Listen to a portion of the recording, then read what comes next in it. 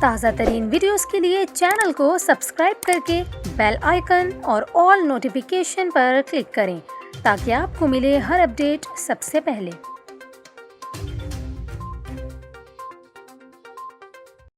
آپ کو بتائیں، پاکستان کے مختلف علاقوں میں رواں سال کا دوسرا سورج گرہن 25 اکتوبر کو ہوگا۔ یہ دوسرا جزوی سورج گرہن ہوگا جو پاکستان میں دیکھا جا سکے گا۔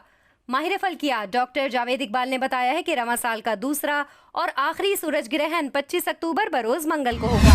ان کا کہنا تھا کہ جزوی سورج گرہن پاکستان سمیت یورپ، ایشیا اور شمال مشرقی افریقہ کے کئی ممالک میں دیکھا جائے گا۔ پاکستان میں جزوی طور پر سورج کو گرہن لگے گا اور اس کا آغاز مقامی وقت کے مطابق دوپہر 3:57 پر ہوگا۔ پاکستان میں سورج گرہن کا اختتام 5:56 پر ہوگا۔